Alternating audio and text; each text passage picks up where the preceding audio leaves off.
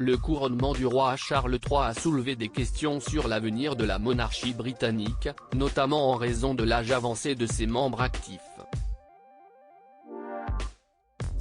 Richard Fitzwilliam, expert en royauté, a partagé ses préoccupations le 14 mai dans le Sunday Express, suggérant que les petits-enfants du roi pourraient être la solution à cette problématique.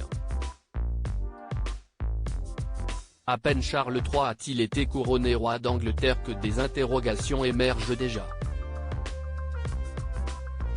Ainsi, de nombreux commentateurs se questionnent sur la viabilité à long terme de la monarchie, en raison de l'âge avancé de ses membres actifs.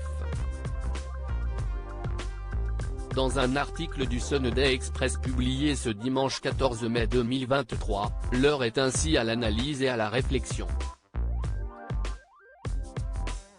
Il faut dire que la nouvelle royauté est confrontée à des défis de taille. Richard Fitzwilliam, commentateur et expert de la royauté reconnu, a attiré l'attention sur un enjeu majeur, la prévalence de membres âgés au sein de la famille royale.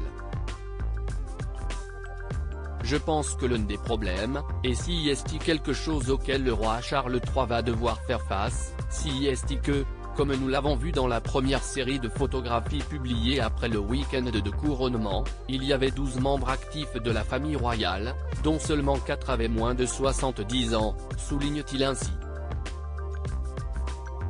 La famille royale face au défi de l'âge, un constat qui pose la question de la relève et de la capacité de la famille à honorer ses engagements royaux.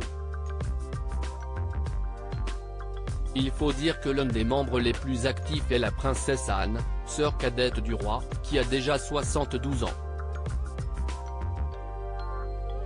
Récemment, elle avait confié à CBC News qu'elle avait du mal à envisager comment, à 72 ans, elle pourrait assumer davantage de fonctions au sein de la monarchie britannique.